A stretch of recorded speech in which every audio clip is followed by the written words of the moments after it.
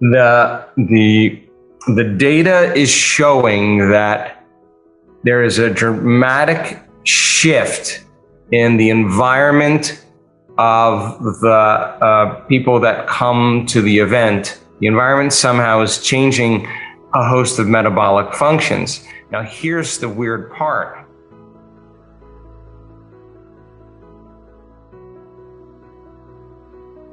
I'm your host, Dr. Joe Dispenza. Let's begin. And anybody who understands what metastatic cancer is, when cancer spreads to organs and bones, it's very, very unlikely.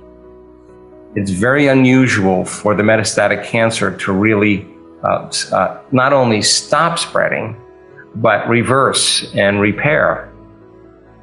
And so she had a complete recovery, including all the metastatic lesions that went with it. And that caught Dr. Toby's attention. And, he leaned in at breakfast and wouldn't stop talking to me and started telling me that we have to start doing research. And I said, when I first met you, I was telling you that we have to do research. And he said, no, we really have to do it, because if you are scientifically minded and you see something like that happen, and there's an experience that's associated with it, the next question is, what are the biological factors in the cascade from that experience that actually would change gene expression or change the health of a person's body? And that was a conversation that I had always wanted to have at some level. And scientists and researchers that had come to our community to study us were at one point in opposition in disproving it, or just didn't think it was believable. So the conversation was a very different conversation than the conversation that I was having with Dr. Toby. And he said, listen, we have to start doing research. And I know one of the most empirical researchers who studies cellular biology and is well published and well known. And he would be interested in some of this work. And so we had the opportunity to work together in Indian Wells. And when I met Hamel, just like in any first meeting, you're just getting to know a person and to feel them out. And we had a couple things that we were both interested in, and one of them was cellular resonance, what happens in the cell membrane when there's coherence and order, and hibernation, and what happens in the body, and what is the brain chemistry, and all of those things in the pineal derivatives and metabolites. One of those is that very chemical, right? And so the body goes into stasis. And so we had a couple things that were in common, and Hamel, being as published and well read and studied as he is, had a curious open mind and a healthy skepticism, but really was just, as a scientist would do, ask the question, and then let's look to see what we measure, and what we get is what we get. And the exciting part is, when I think we started out on this journey, we never really thought we would be getting what we're getting, to the degree that we're getting it, and it substantiates on so many levels, and does explain quite a bit of the healings that have taken place in this community. And it substantiates and it proves that if you come to a week-long event and you go all in for that entire week, you'll have a host of numerous biological changes that are taking place in your body for the better, not anything else. And the trend, and Hamel will tell you this, is better than some scientific trials around drugs. You just don't see those kind of trends the way that we're seeing them. And we're trying to build a story, and to tell a story that demystifies the process from cause to effect, from the thought to the experience of getting well or changing. From one point of consciousness, I'm here, and I want to get to another point of consciousness, I want to get here. how do we shorten that interval, and how can we increase the effects? And the brain science is correlating quite beautifully with the amount of regulations and changes and iterations in cells that are showing growth and repair and health. There's a strong correlation between when people sustain heart coherence and they start having an arousal in their autonomic nervous system.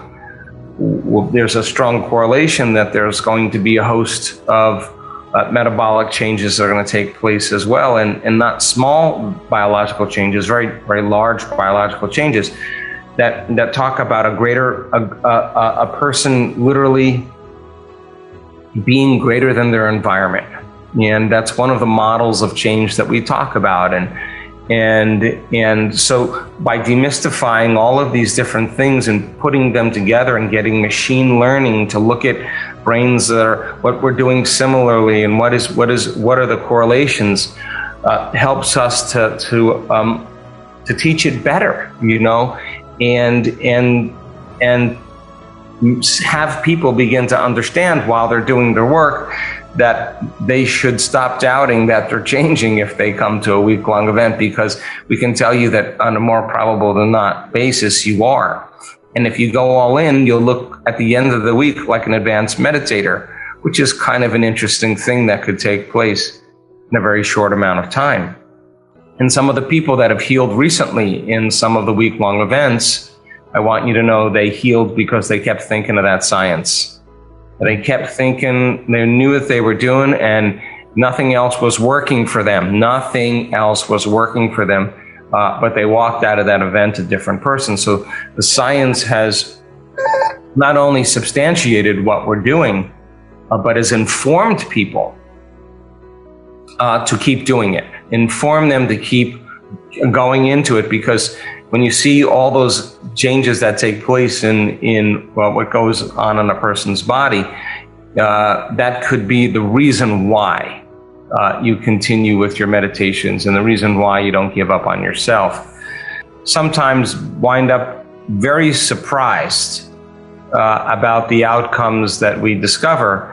And even when you had your first moment where we looked at 001, one of our first participants in the study who had such dramatic biological and physiological changes, it was surprising. And then, when a scientist is surprised when they run the same experiment over and over again, because you're actually watching something that you're not expecting to happen, and you want to make sure you're not doing anything wrong, because it should turn out one way and it's turning out another way. And most scientists, whether they remembered or not, got into science for discovery. And that is a discovery. That is a discovery that no one else has discovered, or at least you're discovering something for yourself in that moment that is changing your belief about what you knew up until that point. You're experiencing the next unknown, right? And I think that's when the part of rationale actually steps into the footprint of what the faith and what you believed in, the thought and what you thought was the next thought or the next experience that was possible. And I think one of the things that we've been discovering over and over again is that every time we test something in advanced meditators' blood, or we look to see that how it influences cellular biology, the outcomes have been nothing less than cool and exciting and in a sense supernatural. Yeah. And so. Well, we had a conversation a couple of weeks ago, and you said to me, gosh, I have pretty much combed every journal. I've looked at what everybody is doing around the world. And you said to me, I got to tell you, there's nobody doing what we're doing in terms of the science and what we're looking at. Even, we're not doing research tests and data analysis on meditation for a 20-minute meditation for 3 days in a row with advanced meditators. You're immersing yourself in a full-on experience. And at one moment, you said to me, the data is showing that there is a dramatic shift in the environment of the people that come to the event. The environment somehow is changing a host of metabolic functions. Now, here's the weird part. There's nothing special happening in an environment, the outer environment of a ballroom in a hotel. They look pretty much the same. Every now and then you get a blue wall, or most of the time they're all gold, and the carpet looks somewhat the same. The food, is a little bit different, but for the most part, you're in a bell curve there. The temperature isn't really that unusual. People are waking up at the same time. They're going to sleep for the most part at the same time. They're on the same schedules. They're talking about the same things. They're doing the same things. They're thinking the same thoughts. They're all feeling the same feelings. And you realize that there's nothing special happening in the outer environment. There's a whole lot going on in the inner environment, which is still the outer environment of the cell.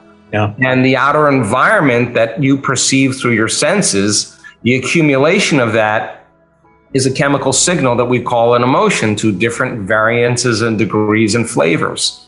So keep responding to the environment with the same sensory perception, the same emotional response.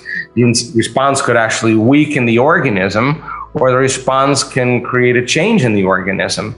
But if the environment is telling you there's not a whole lot of change going on out there, and there's not a whole lot of change going on in a ballroom, then it must mean that there are dramatic inward experiences that are as real as outer experiences to the person that's in the experience, that's changing a host of biological processes. This is the ultimate placebo. Yeah. Because if you're giving someone a sugar pill or a saline injection, or performing some sham surgery or procedure, and a certain percentage of those people will accept, believe, and surrender to the thought that they're getting the actual real substance, the body starts producing the pharmacy of chemicals equal to the thought that they think that they're receiving. So they're healing by thought alone. And in a sense, you don't need anything outside of you to do that. All you have to do is combine a clear intention with an elevated emotion, because that's what the placebo is. Here it is. It's really good for you. Build it up. Get the doctor excited about it, enthusiastic about it. Show them what serotonin should be doing around the receptors, and build a model. And a certain percentage of those people are going to become enthusiastic and hopeful. A clear intention, they see their future as a possible change.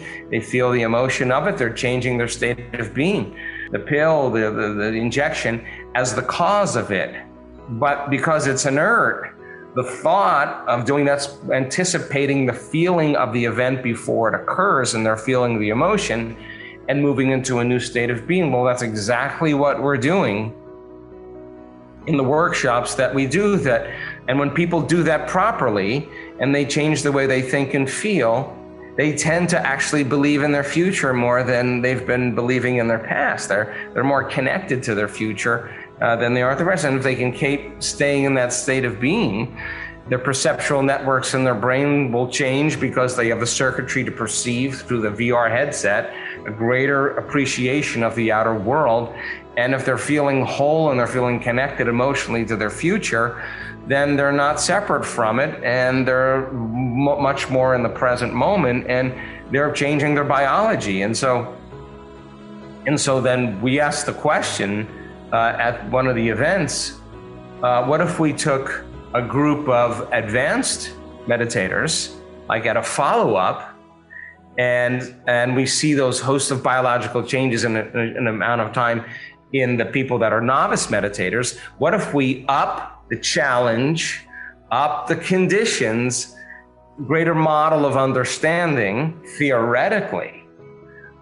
Could we produce even more biological changes that we would never anticipate before, because we built a better model of understanding, and we have a community of people that know the formula on how to execute a greater outcome. And so without the environment actually changing, then it's got to be the inner environment that's changing. That's the outer environment of the cell. And we can say, wow, that makes you more immune to your environment, makes you more immune to viruses and bacteria, makes your immune system a greater army against the cancer, and gene regulation is changing so that you don't have a neurodegenerative condition just by what you're doing. And so I think it's important, I think, for people to understand that by saying that, it's not because we're doing anything special out there. It's all happening in the inward experience.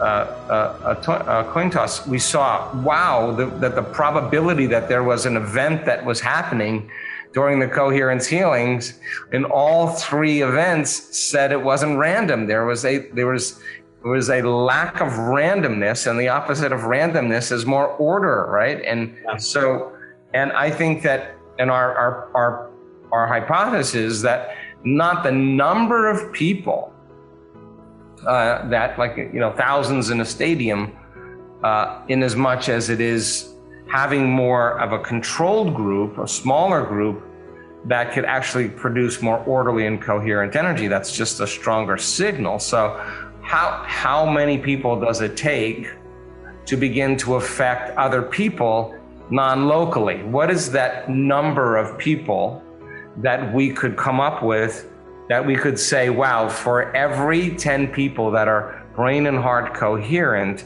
it seems to entrain the autonomic nervous system back into wholeness and balance of the person next to them. At least that one person out of 6 or out of 10 or whatever. And then what would that scale be? Because those are the questions we need to ask, because that's exactly what's happening, that there's an entrainment that takes place non-locally in the field of the person who's receiving that healing. And that orderliness is exactly what is the answer. With brain entrainment, our actual real experiments that have proven successful, because the more bonded the person is to the other person, the more the person is experiencing, they're both experiencing an entrainment to brainwaves, that similar brainwave patterns. And if some of the tests that we've done, like just with the exposure of advanced meditators' blood to uterine cancer cells, and we saw that huge change in the mitochondrial energy loads, how they diminished by 70+%, just for the audience's benefit. So when we're doing the exposure right now to different types of cells, we're doing it in what's called in vitro. We're doing it in a dish, and we're studying just a small amount of cells, or just a few cells, and how they behave in that environment, right?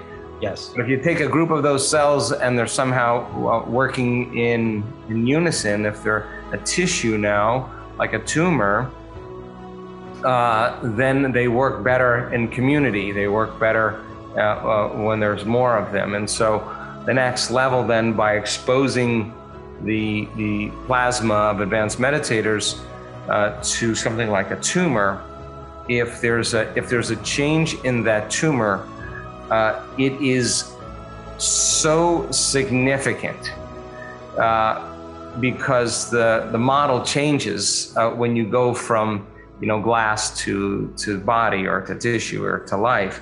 And yet, if there is any change that takes place there, it's super hopeful. I mean, the fact that it takes place in a petri dish is super hopeful, but when you go to that next level and you see responses taking place in a mini system, that's dramatic. And I'm sure it may be dose dependent, or maybe a lot of different variations, but the fact that's even a possibility is really breaking through in medical history on so many levels.